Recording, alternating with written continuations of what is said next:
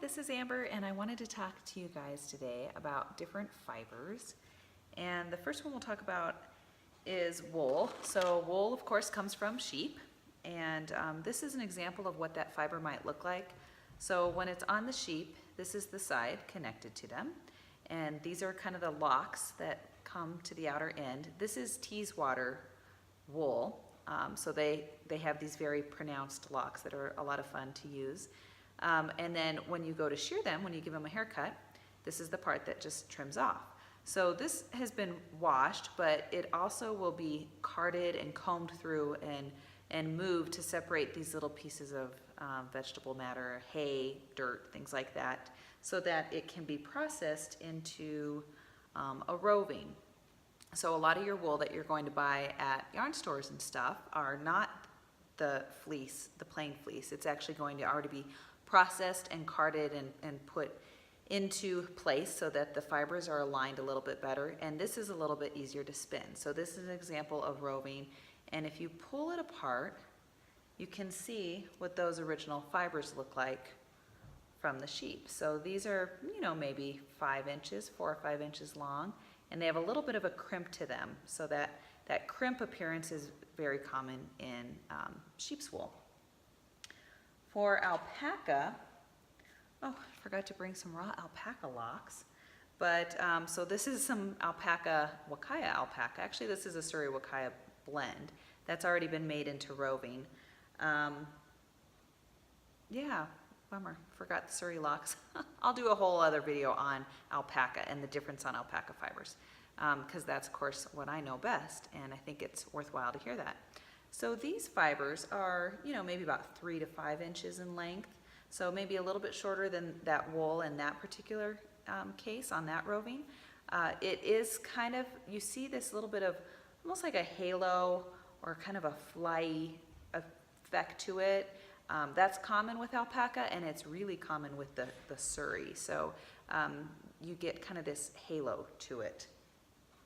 And this is an example of alpaca yarn.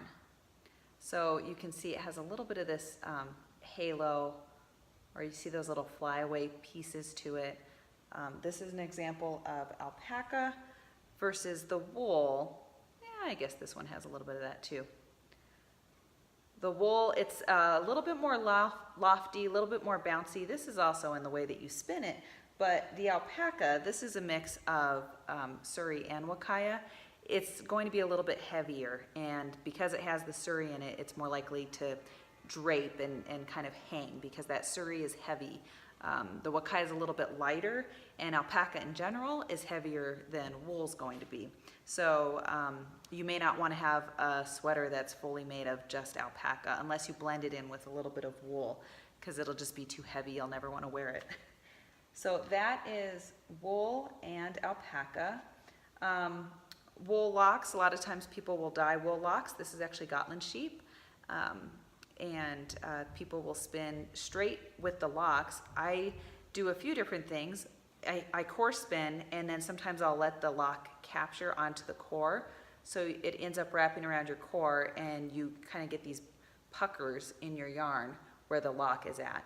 The other thing that people do is that you take it from what we call the butt end, so the end that was sheared off, and as you're doing your core spinning, you allow that part to capture onto your core, and then you leave your little tail ends so that that's hanging out.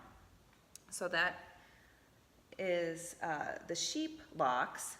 Now, my favorite kind of locks are mohair locks, and this is what they look like. So fairly similar. I mean, you still have these locks, but you should feel this fiber. It is so soft and beautiful. Much more of that halo appearance to it. So a mohair, I actually used these locks last year and spun this. So I just went from lock to lock. So it's not core spun on anything. I just took lock and then I spun another lock back to back. And so that's how I made this. And then it is plied. So that's an example of a 100% mohair yarn. The next thing to show you is super halo-y, super fluffy. It's like spinning a cloud. It is so soft. And this is Angora Bunny. I just love bunny. You don't get a lot of fiber from bunnies, so they're, you know, in terms of a sheep fleece, you can usually get 5 or 6 pounds off of them. Same with my alpacas. I'm usually getting about 3 or 4 pounds of good, decent fiber. Obviously, it'll take you a long time to get 4 pounds of fiber from a bunny. One, the fiber is super light, and two, they don't have that much of it, and you're just brushing this off. So this is brushed fiber, much longer staple length. You can see that's probably good 6-7 inches long. So soft, and this is an example of what that could look like as a yarn. Really has that halo-y appearance to it. Super soft, kind of that flyaway look. This one flies on you as you're trying to do spinning. Same with the Surrey alpaca, honestly. So next fiber, yak. So yaks, it's not as common to find yak fiber. Of course, we import a lot of it. My fiber that I have is from a yak that lives here in Colorado. There's a whole farm that has a bunch of yaks up in the mountains here. Their fiber is much shorter. So if I pull a little piece out of here and twist that so you can kind of see it, that's maybe 3 inches, 2-3 inches. So much shorter fiber. Because of that, when it is put into roving, it's a lot harder to spin. You just have to be sure that you're keeping it close and you're spinning carefully and close together, because that short fiber will easily pull apart on you, that roving, as you're trying to spin it into yarn.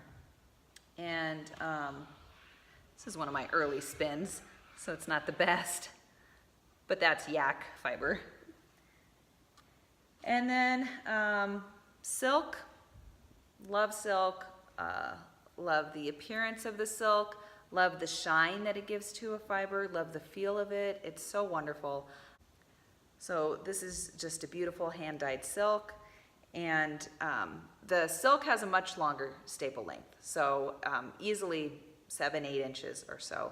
So as you're spinning silk, actually the hard thing to do is to keep your hands further apart so that you can draft further apart, because if you bunch up too much, you're going to have a hard time drafting that out because you're too close together. You're never going to separate those fibers. So you have to pull further apart in order to draft that apart and be able to spin it. And this is an example of a hand spun silk yarn. So that's 2-plied. This is kind of thick. The thing about silk is it's heavy and it's warm and it doesn't necessarily breathe. So when you're making something with silk, a lot of times people want a very fine yarn to have something that maybe is almost airy or has a lot of gaps to it when you knit and crochet, so that it's not too heavy.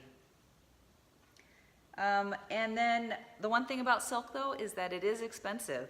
And you know, they're taking little silkworms and they have the cocoons and they're pulling out that silk that's made by these little silkworms. So it's time intensive and labor intensive, and it's hard to get that silk. So it's pricey. It's one of the pricier fibers. Along the lines of kind of yak or Surrey alpaca, it's going to be a pricier fiber. But a nice alternative, if you like that shine and you like the feel and the softness, is bamboo. So this bamboo, Maria, go away please. This bamboo, it's from a plant. It's from the trees, the same as the bamboo that we use on our floors. I don't know how they process it to make this amazing fiber, but this is just bamboo. And the staple length on it, pretty long. Those pieces are fairly long, as you can see. It feels a lot like silk when you go to spin and when you're working with it. It adds that nice shine, so it's easy to blend into your other fibers like wool and alpaca and have it have that beautiful shiny look of silk with probably 1/4 of the price from the silk. And it's a little bit more of a sustainable fiber, so that's also a nice feature too. And this is an example of 100% bamboo art yarn. And just to look at the two together, you can see the shine to them. A lot of similarities. The bamboo almost holds together a little bit better. I don't know. Could just be the way I spun it. But there's examples of silk and bamboo next to each other. And this is easily $10, $12 an ounce versus bamboo's $2, $3 an ounce. So big price difference. And that's why you'll see often that people are blending in bamboo with their wool or alpaca or other fibers instead of blending in silk, because you get a lot of the same look with a fraction of the price. And in terms of when you buy fibers, so if you're just getting an ounce of wool, you might be able to find it kind of in bags like this. A lot of times people will sell it in the roving form, which this has been processed by a mill. So it's already, this is actually my alpaca. This is already ready to go. You can just start spinning it straight from here. And I have to keep my alpaca in balls because I don't find that it works very well to try to braid it. It's just too fine and it pulls apart. Or for wool, a lot of times people will sell it in braids, especially if they've dyed it. So this is an example where there's 3 different dyed fibers, and actually each of these strands have a little bit of a different component. So some of them have a little bit of silk blended into them, or different types of wool. So you might see these different braids. So that's another way to find, especially your wool.